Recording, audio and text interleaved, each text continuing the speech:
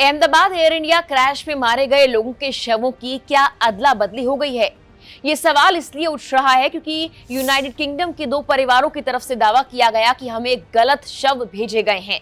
हादसे का शिकार हुई एक महिला के बेटे ने यह कहा कि ताबूत में उसकी मां के अलावा भी किसी और के अवशेष थे, जिसके बाद उन पीड़ित परिवारों को भी ये डर सताने लगा है कि डीएनए टेस्ट के बाद भी उन्होंने किसी और का अंतिम संस्कार तो नहीं कर दिया। डेली मेल में छपी एक खबर के मुताबिक ये बताया गया है कि एयर इंडिया क्रैश के एक मृतक के रिश्तेदारों को अंतिम संस्कार की योजना रद्द करनी पड़ी क्योंकि उन्हें ये कहा गया कि उनके ताबूत में उनके परिवार के सदस्य के बजाय किसी और यात्री का शव भेज दिया गया है।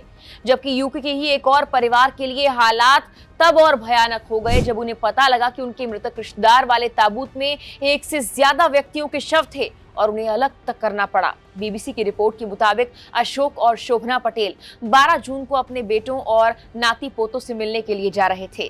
अहमदाबाद में गैटविक जाने वाले विमान के दुर्घटनाग्रस्त होने के बाद उनके शवों को यूके पहुंचाया गया। हालांकि उनके बेटे मितेन ने कहा कि हमें एक ही ताबूत में 2 शव मिले।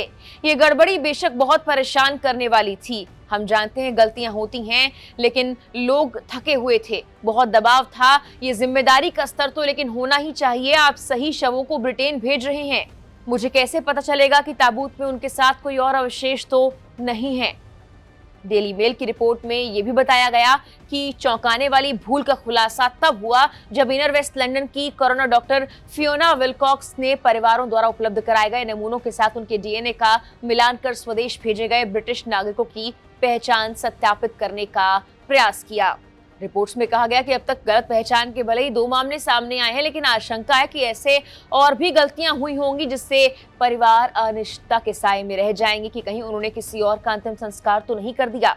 हालांकि इन खबरों और दावों के बीच भारत के विदेश मंत्रालय का बयान सामने आया। विदेश मंत्रालय ने कहा कि वो इस रिपोर्ट से अवगत हैं और जब से ये चिंताएं और मुद्दे हमारे ध्यान में लाए गए हैं तब से वो ब्रिटेन के साथ मिलकर काम कर रहे हैं।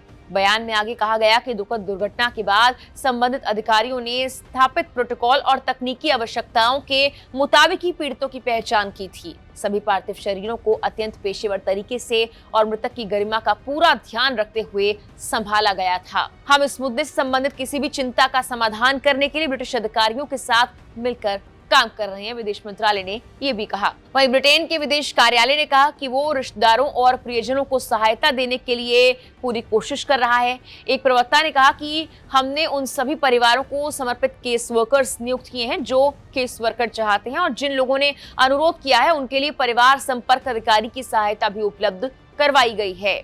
वहीं एनडीटीवी की एक रिपोर्ट में यह कहा गया कि डीएनए सैंपलिंग अहमदाबाद के सरकारी सिविल अस्पताल के जरिए की गई थी, न कि एयर इंडिया ने की। एयरलाइन ने पहचान करने के प्रोसेस या शवों को सौंपने में कोई भूमिका नहीं निभाई। शवों के अवशेषों को ले जाने वाले ताबूतों को अंतर्राष्ट्रीय आपातकालीन सेवा केनियन की सुविधा से एयर इंडिया कार्गो के जरिए यूके भेजा गया। टाटा ग्रुप के स्वामित्व वाली एयर इंडिया ने यह स्वीकार किया है कि वो मामले की जांच कर रही है, लेकिन उसने कथित बॉडी मिक्सअप के संबंध में कोई आधिकारिक पुष्टि फिलहाल नहीं की है। बता दें कि इस महीने की शुरुआत में पीड़ितों के परिवारों ने एयर इंडिया पर मुआवजा देने में दबाव डालने का आरोप भी लगाया था और फॉरेन मीडिया ने इसको भी कवर किया था।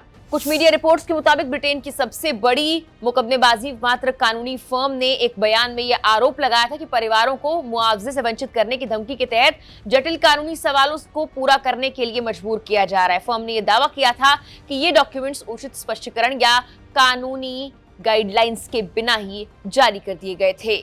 स्टीवर्ड्स फर्म ने एक बयान में यह दावा किया था कि एयर इंडिया ने हमारे ग्राहकों से कहा था कि उन्हें एडवांस पेमेंट हासिल करने के लिए एक सवालों वाला फॉर्म भरना होगा, जिससे उन्हें कड़ी मशक्कत के बीच ये भरने के लिए मजबूर होना पड़ा, जबकि उन्हें इसकी शर्तों और सवालों के बारे में कोई मार्गदर्शन नहीं दिया गया। अब हमें पता लगा है कि एयर इंडिया परिवारों से संपर्क कर रही है और उन्हें कोई मुआवजा न मिलने की धमकी देकर फॉर्म भरने के लिए भी दबाव डाल रही है। इससे पहले क्रैश से जुड़ी डेली मेल की एक और रिपोर्ट काफी चर्चा में रही थी। ब्रिटिश अखबार डेली मेल ने यह लिखा था, क्या अवसादग्रस्त एयर इंडिया पायलट ने जानबूझकर प्लेन क्रैश किया जिसमें 260 लोग मारे गए क्योंकि उनकी मां की मौत हुई थी।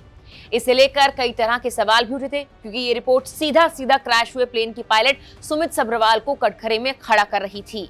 इस तरह की तमाम खबरें कई फॉरेन मीडिया और फॉरेन रिपोर्ट्स में छपी हुई हैं। और लगातार एयर इंडिया क्रैश को लेकर फॉरेन मीडिया अपडेट दे रहा है। हालांकि जो ताजा अपडेट शवों के मिक्सअप को लेकर आई है, उससे पीड़ित परिवार डरे हुए हैं कि कहीं उन्होंने किसी और का अंतिम संस्कार तो नहीं कर दिया है।